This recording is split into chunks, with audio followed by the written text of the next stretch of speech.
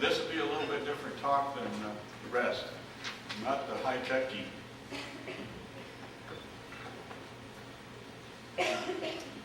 This is part of my life journey. Secunda Pia's 1898 photographs and the 1976 video image processing are two events having a major impact on Shroud history. I am witness to the 1976 event. As with Pia's photographs, video mapping of image brightness produced an unexpected result from a common modern process. The unanticipated results in both cases were directly caused by the characteristics of the image on the Shroud of Turin. Many questions are posed, even questions of faith. I believe the Shroud image is the true image of Christ, and that it is not a man-made work and not a false relic. In 1972, I was out of work, bankrupt, and alone.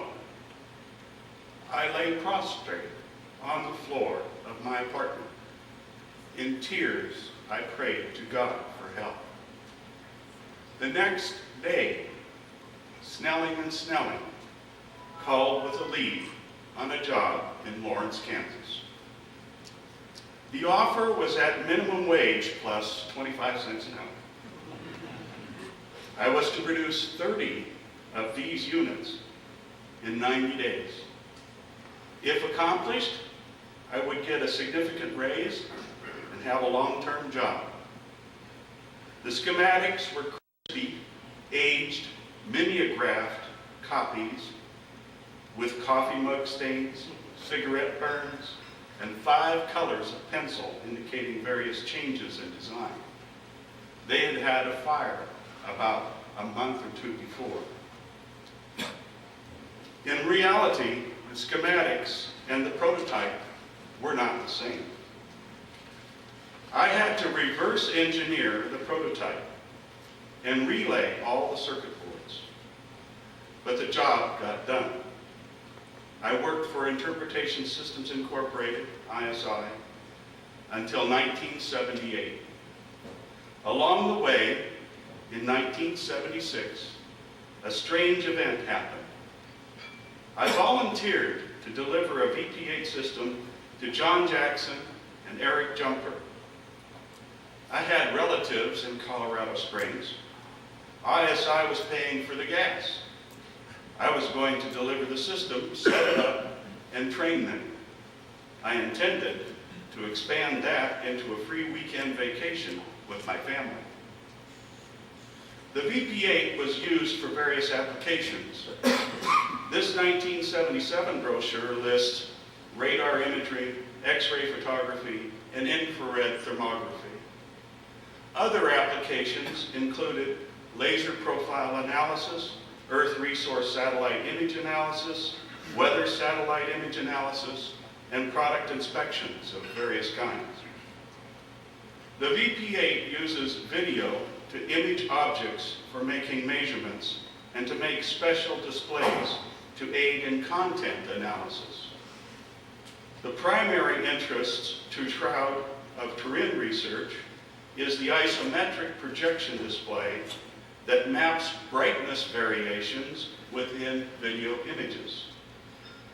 This is a video waveform monitor display. It's a test tool. The video input from a video signal standards generator is used to test monitors and video transmission systems. Pictured in this image is line number 21 in field 1 of a video signal. It is a single line of a 5-step grayscale image. In this view, the waveform is inserted as a picture-in-picture. As a scan line of the picture moves from left to right across the TV monitor, the picture gets brighter. At the same time, the waveform display gets correspondingly higher with each step up in brightness. This unit, made by Image Technology Methods Incorporation, performs gray value isometric projection functions similar to those of the VP8 image analyzer. There is no date on this brochure. The VP8 system uses a video camera with a lens to capture a video image of the object or photograph to be analyzed. Other components of the system are the VP8 unit, an RGB color monitor, and an oscilloscope or XY display. The brightness of the XY monitor is also controlled by the VP8, thus creating an XYZ display, the third axis being bright.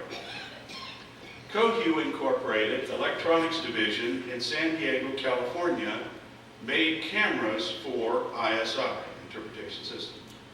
Later on, in 1988 to 1991, I went to work at Cohu. These cameras were very high resolution, geometrically accurate, precise photo brightness units, specifically built and calibrated for analysis applications. The entire VP8 system was sold worldwide from 1972 to about 1980. More than 150 units were delivered. This system is the one I used to make the slides for this presentation. I work with video systems every day. I have made my living with video since 1972. God answered my prayers of desperation. God showered his blessings upon me. Now let me tell you how the VP8 works. One connects a video camera to the VP8, then connect the VP8 color outputs to the color monitor, or connect the monochrome output to a black and white monitor, and then connect an oscilloscope or XYZ display to the VP8. Put the camera and lens on a tripod or other appropriate fixture, and get the desired input image to show on the video monitor. I now use a newer solid-state instrumentation camera made by Cohu. My company is the area sales rep for Cohu in Arkansas, Louisiana, Oklahoma, and Texas. I first worked in that capacity for Scientific Systems Incorporated from 1991 to 1998. In 1998, I bought the company and began DVB Incorporated, a data, voice, and video sales rep company. Prior to 1988, I had another company, Electronic Devices Incorporated, which became Majoronics Corporation, which was bought by Aranca Electronics Incorporated. There, I met and worked with Kevin Moran, who's here. This was a period in my journey from 1978 through 1986. This camera is aimed at some test objects in order to help you understand how the VP8 works. The chess pieces are placed on a gray table.